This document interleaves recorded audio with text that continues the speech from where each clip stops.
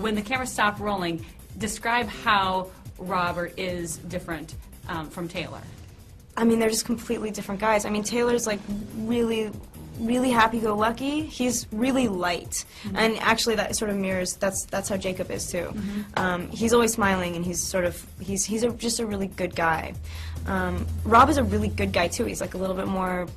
He's. I don't want to say that he's more complicated, because I bet if you broke down their character, I bet they're both like equally as complex. Right. I think Rob considers things a little bit more. I think he drives himself a little bit crazier, like as well as I do. If we could take a lesson from Taylor, I think me and Rob could probably both like have easier lives. Do you think that you both internalize things more and think before you speak, or like what's that difference? What's that nuance between that it makes you and Rob similar in that respect? I don't know what it is. I think that some people just are.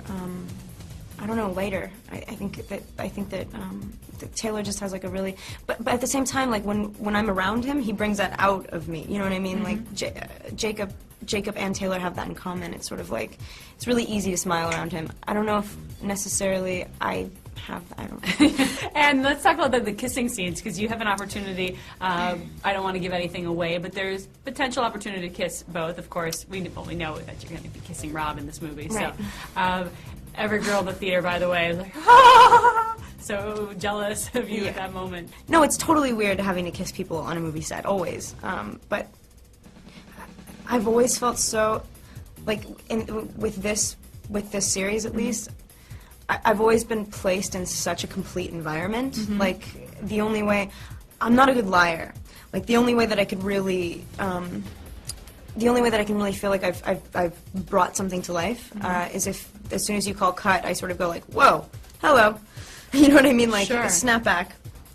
So luckily it wasn't as awkward as, it would be so weird having to kiss like two different people on the same side. So in that moment, you're able to make it very real for yourself. Yeah, luckily. Or else it would probably, it would be such a mind weirdness game thing that would like totally bog me down. I do it for the experience. I do it like you read something and you don't necessarily know that the result is going to be like this big franchise movie that's really huge. As you start out, it's about wanting to experience it and wanting to tell the story. And it's been so insane with the hype around this film, the fan pandemonium and frenzy, the paparazzi, which I know has got to get so frustrating as they hound you every time you walk out your door, especially if you're with Rob.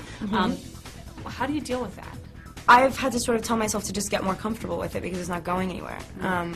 And also sort of keep what's yours, and as long as, it's funny, like, I was so concerned, like, on the first press thing with Twilight, like, the first round of this stuff, I was so concerned about coming across sincere about something that I really loved that I refrained. Like, I didn't want to say, like, sappy things. Like, I didn't want to say, like, I'm putting my heart and soul into something and it's like people are consuming it and like making it something different.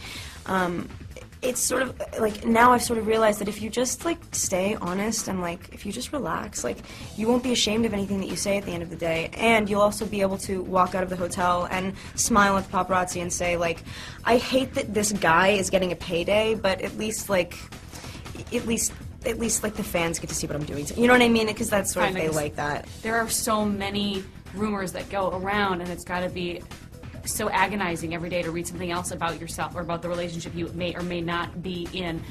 When people are constantly berating you and asking you, are you and Rob dating, what goes through your mind and what do you say to them? The only way that I'm able to stay sane is to protect myself, and like, I know that it doesn't matter how you answer a question, it's going to like tip.